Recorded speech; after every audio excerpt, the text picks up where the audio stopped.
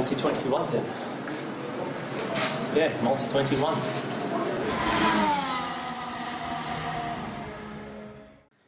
Et bonjour à tous et bienvenue pour une nouvelle vidéo de Multi-21. Aujourd'hui, je suis en compagnie de Pierre Meslay. Salut. Et on va faire le débriefing de ce Grand Prix de Russie. Alors, on rentre tout de suite dans le sujet, mon cher Pierre. Est-ce que Bottas ne se foutrait-il pas un peu de notre gueule ? Ah bah si, Bottas 3.0, écoute, il avait le seul truc qui était étincelant, j'aurais tendance à dire, c'est l'étoile sur sa Mercedes. Mais bon, à part ça, victoire écrasante, comme il le dit à la radio. 7 secondes d'avance sur Verstappen, j'appelle pas ça une victoire éclatante. Il gagne en plus avec les 10 secondes de pénalité infligées à Hamilton, donc bon, victoire éclatante. Je pense que là, l'humilité, elle aurait peut-être été plutôt de mise. Bon, je pense que ça lui a fait plaisir de gagner, notamment en Russie. On sait qu'il est à l'aise là-bas, mais c'était pas spécialement brillant, quoi. C'est ça, c'est un peu la victoire, j'ai presque envie de dire par défaut. C'est-à-dire le leader, celui qui aurait dû remporter la course, Hamilton, prend une pénalité. On reviendra sur ce sujet un petit peu après.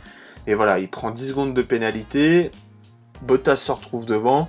Il finit confortablement, je mettrai des gros guillemets autour de confortablement, devant Verstappen avec, comme tu dis, 7 secondes. C'est une victoire, oui, mais c'est une petite victoire chez moi. Il n'y a pas de quoi en faire des caisses. Et là, franchement, sa sortie à la radio... en mode, bon, on le dira pas parce qu'on va se faire censurer, mais voilà, il y a eu un peu de vulgarité. Il y a eu des bips. Voilà, il y a eu des bips qui étaient mérités pour personne. Bah voilà, j'ai envie de dire, Bottas, il serait temps de descendre un peu de tes grands chevaux parce que t'as gagné, très bien, félicitations, t'as fait le job. Mais à un moment, t'as une Mercedes, t'es 7 secondes devant une Red Bull qui est pas au top de sa forme. Il y a pas de quoi en faire des caisses et faire des sorties comme ça, quoi. Non, c'est clair. Bon, je pense qu'il était content, ça lui fait du bien pour le moral parce que il n'avait pas gagné depuis le premier Grand Prix en Autriche, si je dis pas de bêtises. Bon, ok, mais bon, ça fait quoi ? Ça fait 2 mois, 2 bons mois. Bah ouais, mais bon, d'un autre côté, c'est ce que tu disais, il a une Mercedes, normalement il a le même matériel qu'Hamilton, donc à un moment donné, t'essayes de faire le taf, quoi. Et alors, en parlant d'Hamilton, du coup, on passe de l'autre côté du garage Mercedes. Là encore, un Grand Prix avec du drama, une fois de plus. Donc en fait, on va vous expliquer ce qui s'est passé, parce qu'en fait, tout le monde l'a pas forcément vu. Ça a été rappelé à un moment rapidement à la télé, mais on l'a peut-être pas forcément vu. En fait, Hamilton donc, a écopé de 2 pénalités de 5 secondes. Pour quelle raison ?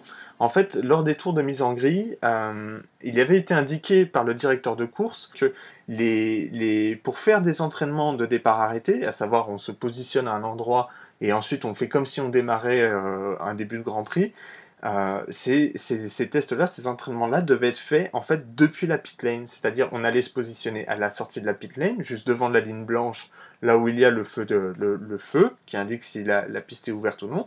On vient se positionner là à l'arrêt et ensuite on fait son test de démarrage.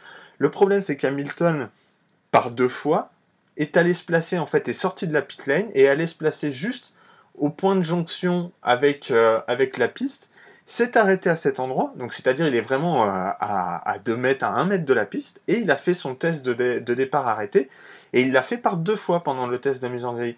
Donc là encore, est-ce qu'on n'aurait pas un Hamilton moi, mon avis, c'est qu'il est déconcentré. Hamilton, aujourd'hui, pour moi, il s'ennuie, et il commence à faire des bêtises, pour pas dire quelque chose de plus vulgaire. Mais après, je sais pas, qu'est-ce que t'en penses, toi, Pierre ? Bah, je te rejoins, je pense, moins concentré, peut-être trop serein. Peut-être que du côté de Mercedes, on se dit que de toute façon, le sort en est jeté et que ça devrait le faire. Attention quand même, là sur la super licence, il est à 10 points de pénalité. On sait que la limite, c'est 12.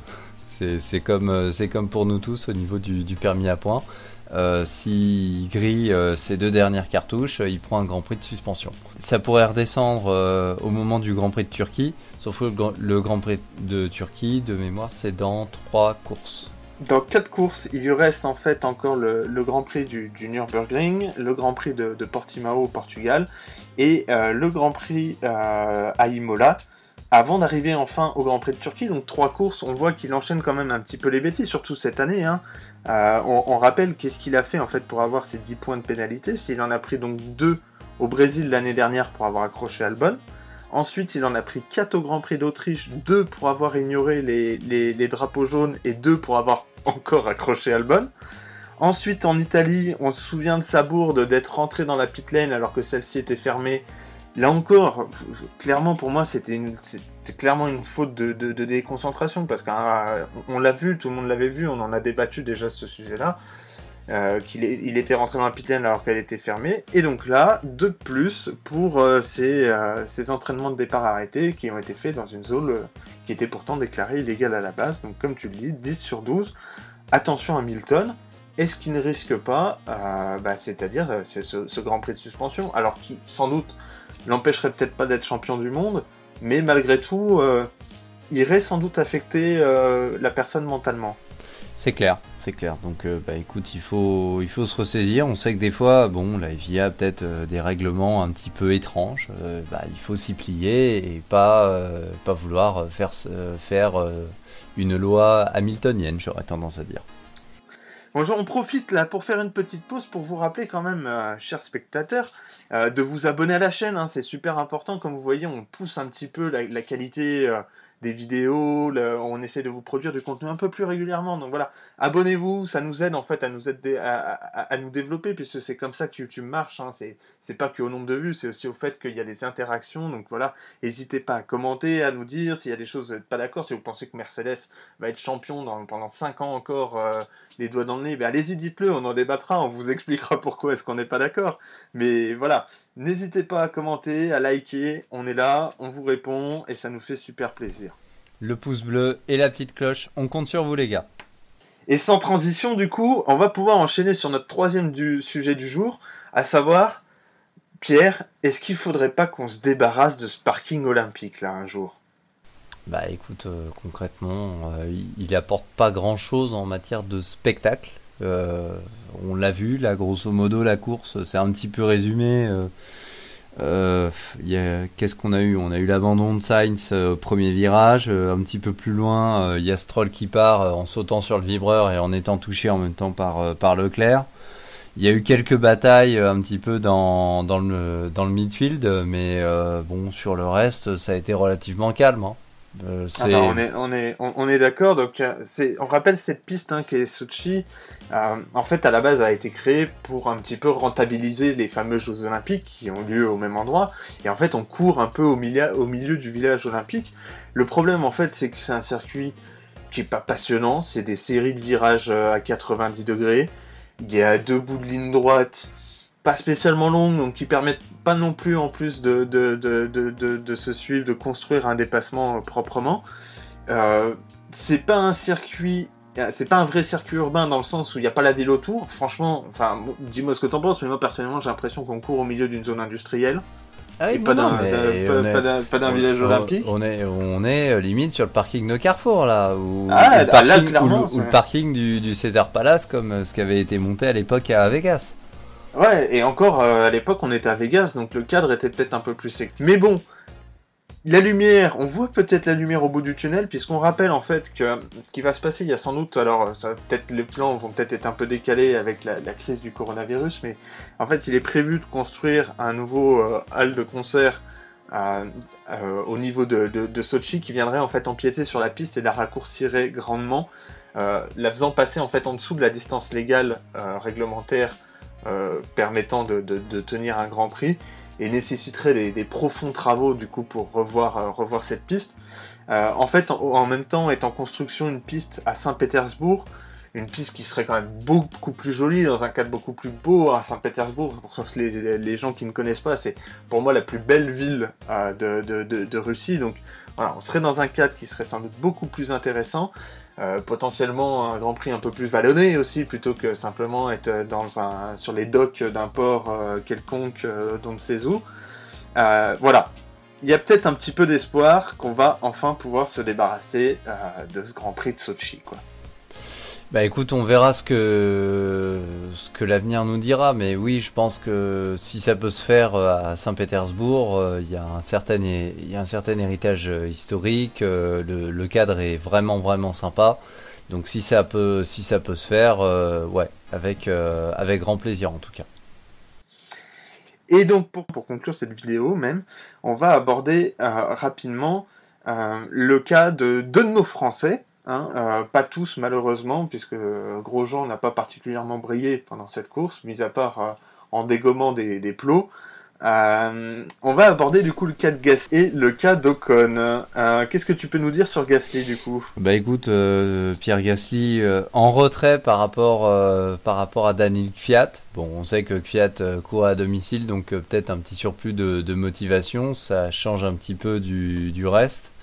Ils ont été malins chez AlphaTauri en le faisant rentrer à 10 tours de la fin pour mettre des gommes fraîches. Ça lui a permis de sauter Albon et Norris, et ça nous a un petit peu tenu en haleine. On était en train de somnoler, donc finalement ça nous a un petit peu sorti de notre torpeur. Donc ça c'était plutôt sympa. Il termine à une belle 9e place, et bah, c'est mérité quoi. Et sur Ocon, du coup, qu'est-ce que tu peux nous dire?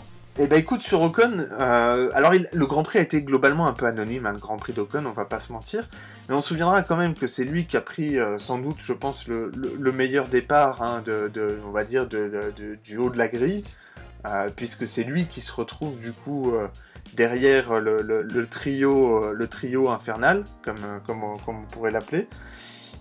Il doit rendre malheureusement au bout d'un moment la place à Ricciardo, puisqu'en fait il était bloqué derrière Vettel. Et puis, malgré tout, en fin de Grand Prix, Ocon du coup était en 7ème place, et derrière, en fait, s'est retrouvé le fameux Kvyat, lui encore, toujours le même, transcendé comme d'habitude dans son Grand Prix national, qui revenait, en fait, il était sur une stratégie inverse, donc en fait, il est arrivé avec des pneus médiums qui étaient en bon état, alors que Ocon, lui, avait des pneus durs qui étaient en fin de vie complète, et ben on a eu droit à 5-6 tours dans lesquels Ocon a tenu avec des pneus rincés de chez rincés, face à un Kvyat qui était transcendé comme d'habitude et qui voulait du coup absolument aller chercher cette 7ème place.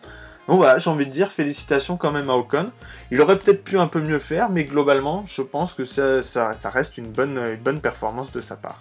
Bah écoute, je te rejoins. Ouais, avec ton analyse, on peut dire que c'est un Grand Prix correct pour Ocon, mais il va falloir continuer à hausser le niveau de jeu face à Ricciardo quand même, parce que on sait on est d'accord qu'on en attend plus avant l'année prochaine avec Alonso qui arrive. C'est clair. Il faut qu'il arrive à montrer les dents, il faut qu'il arrive à se montrer peut-être plus opportuniste, à aller plus au bout des choses. On sait que bon, ça, des fois, comment dire, un accrochage, c'est jamais agréable. Le but, c'est pas non plus d'avoir une réputation de briseur de ferraille, mais à un moment donné, faut qu'il tente, faut qu'il essaye et qu'il s'impose quoi. On est d'accord. Et sur ces bonnes paroles, eh ben écoute Pierre, ça a été un plaisir comme d'habitude. Plaisir partagé.